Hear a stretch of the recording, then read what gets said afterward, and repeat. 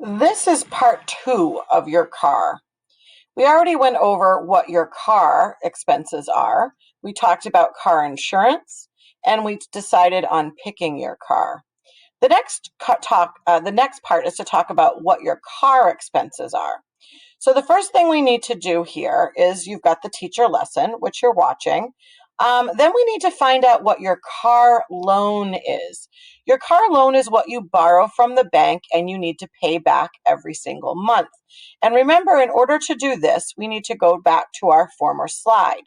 Remember that you found out your gross monthly income. So let's say that my gross monthly income is $4,000. I should not spend more than 10% of my gross monthly income on my car. Therefore, if I take $4,000 times 0.10, I'm going to get 10%, which is $400. That means I don't want to spend more than $400 on my car expenses, my car payment. So that's going to help you determine whether you can afford the car there. But let's take a look based on the car that I picked. And I'm going to go in, actually, we're going to escape so I can see my different tabs up here. Remember that I chose the 2007 Jeep Wrangler. Therefore, I know that it's $13,995. $13,995. So when I go into my budget project and I want to determine what my loan is, I'm going to click on this link, Auto Loan Calculator. Now, when I go into the Auto Loan Calculator, I need to start with how much I'm wanting to spend on my car. And if you remember, it was $13,995. Next thing is, I'm going to do it for 60 months. You're going to leave that as 60 months. You're also going to say that it's used or new. This happens to be used. You can leave the 3% here. You do not need to find a rate. All you need to do is once you type in your amount, you need to click somewhere else on the page. I click right beside 60 months. When I click, it is going to choose my estimated monthly car payment. So I can see that I am going to pay the bank back $251 a month for this car. I'm going to pay a total for the total price of the car, but this is how much I'm paying back to the bank in interest. So my car is actually costing me more than $13,995. I'm paying an additional $1,000 to borrow the money from the bank. Now, $251 does happen if I go back to my car. It is underneath my allowance. And I don't want to meet my allowance on my car because I like doing things like going out to eat and getting pedicure. So I don't want to spend all my money on my car. My car is a little bit older, so it's going to take some more maintenance. I'm going to have to keep that in mind. But for my loan, I'm going to fill in here that it was $251 a month for my loan. Next thing is I'm going to do my car insurance. If I click on this car insurance, I'm going to click right in here, and it's going to talk to me about buying a car. So what I do is I scroll down. I'm going to scroll down, scroll down, scroll down, scroll down, scroll down. Now, when I get to, whoops, I'm in the wrong place. Here we go. No. Select my state. Good grief. Right up at the top, choose your state. My state is New Hampshire. I'm going to click on New Hampshire. And right now I've got to choose my annual rates. So this is when you have to decide how you are as a driver. You're going to have to predict how you are as a driver. Are you going to have a clean driving record with good credit? This means that you have a good reputation for your money. You pay your bills on time. You're good with money and can save money. It also means that you're not getting pulled over by the police for speeding or rolling through a stop sign. It means you have a clean driving record. Then your annual rate would be about $1,056. If you've had a recent speeding ticket and you think you're going to be one that has a speeding ticket, your rate goes up because every time you get a speeding ticket, it affects your reputation for being a driver. If you've recently had an accident in which the police determined it was your fault, you will pay even more for insurance. If you're a good driver with poor credit, This means that you don't pay your bills, or you're not responsible paying your bills, or you're not trustworthy with your money. You're going to pay even more for insurance because the insurance company doesn't want to lend you money or pay for things if you're not going to pay your monthly premium. If you recently had any problems with drinking and driving, or drinking under the influence, or driving under the influence rather, you're going to have to even pay more than if you had an accident.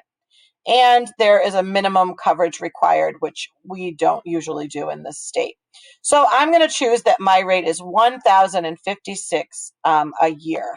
I go back to my budget project and I can say that it's going to be $1,056 per year.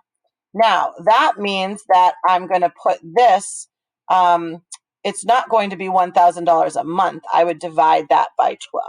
So I would divide that by 12 and I would get my answer. Okay, that's going to go here. Next thing is your cost of gas. Let's take a look at what a cost of gas is. I'm going to choose my state.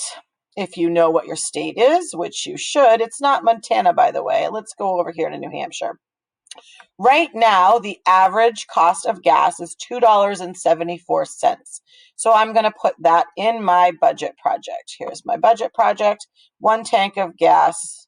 Oops, I can't just do that. The cost of 1 tank of gas is going to, the cost per gallon. Oh, this gets complicated. I forgot about this. Let's go to this. So what did we say it was? We said it was $2.74. So I've got to do a little bit math here. I'm going to put $2.74, $2.74. But I'm going to need to multiply this by the size of my gas tank.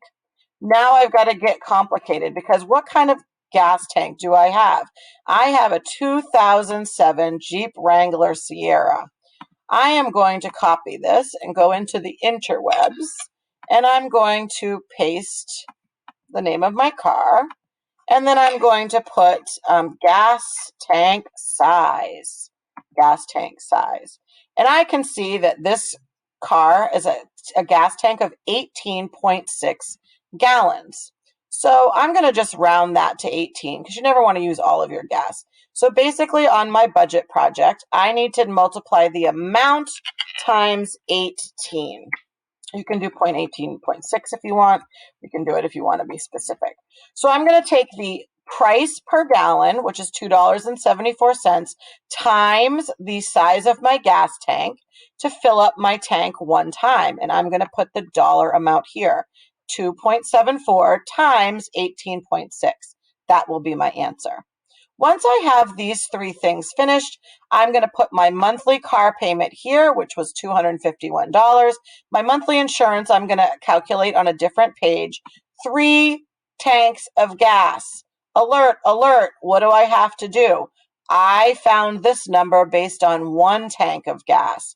On average, if you work that's not really close to your home, you're going to be filling your gas tank up 3 times a month. And because we're doing our prices by the month, you'll need to multiply this price by 3 to get this space filled in. 3 tanks, here's the cost of 1 tank, here's times 3, and you put the number right here. Monthly maintenance, I put $15 here that you should put aside for monthly maintenance. You may need to do more. In fact, I would probably do more for this car that I chose because it's older.